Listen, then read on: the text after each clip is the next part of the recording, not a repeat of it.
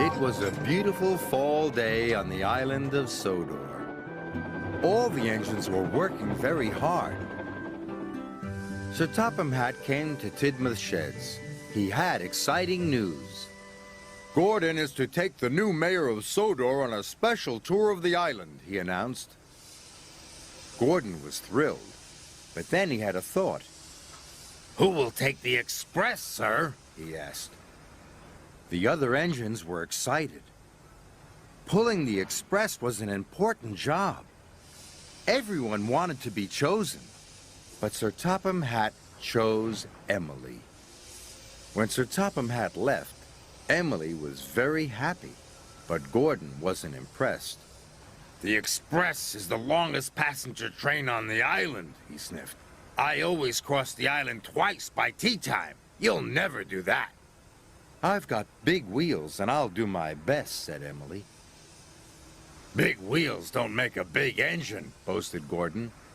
Everyone knows I'm the best. Thomas thought Gordon was showing off.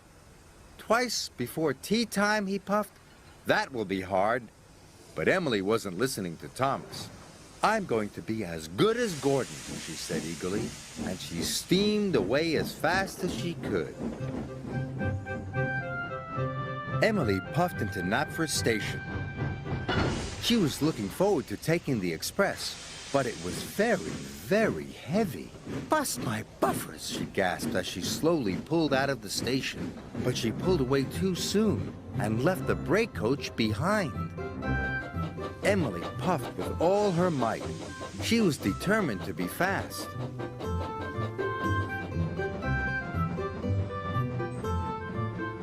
Emily had crossed the island once in good time.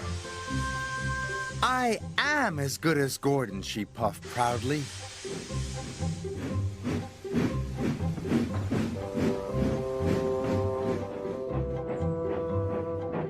Emily had to wait for Edward at the crossing. Edward went as fast as he could, but it wasn't fast enough for Emily. Hurry up, slow coach, she cried, or you will make me late. Edward felt sad, but Emily just steamed on.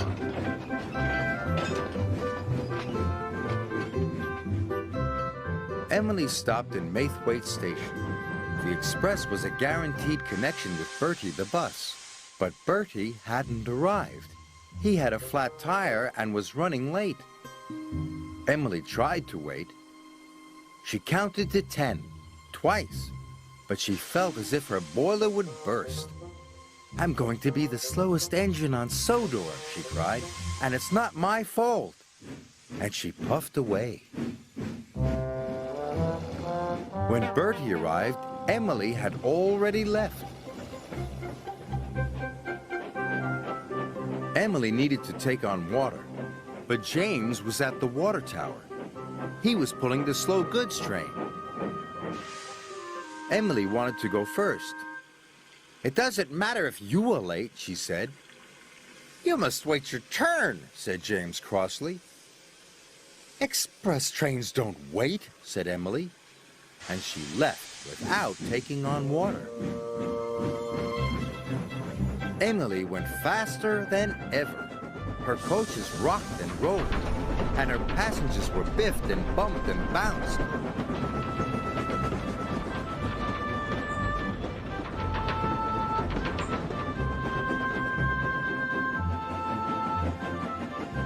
Finally, Emily could see Brendam Docks up ahead.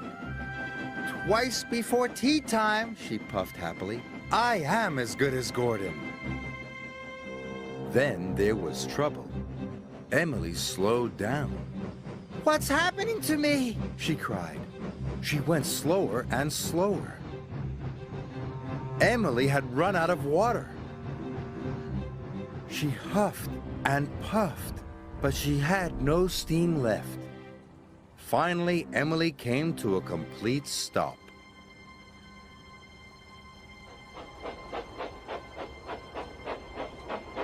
Sir Topham Hatt arrived on board James. He was very cross. You should have waited, said Sir Topham Hatt sternly. And now you have caused confusion and delay. You left the brake coach, stranded Bertie's passengers, and bumped your coaches. You must learn to be more patient. Emily knew Sir Topham Hatt was right. She felt very bad. She was only trying to be as good as Gordon. "I'm sorry, sir," she said sadly. James pulled Emily into the docks. Then he went back to collect the express. Now I need an engine to take the slow goods train, said Sir Topham Hatt. Emily had an idea. "May I take it, sir?" she said. "If I promise to go slowly?" Sir Topham Hatt thought it was a grand idea. The slow goods train needs lots of patience, he said. Emily was pleased. She was determined to do a good job.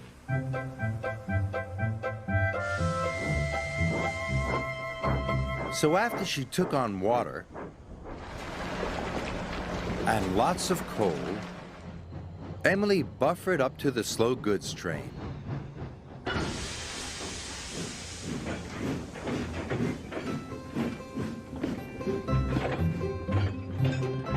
She stopped at all the right stations.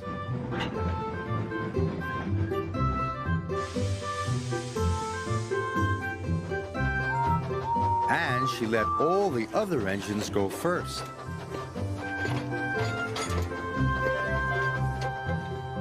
She stopped at a signal. Thomas was waiting there. "Hey, Thomas."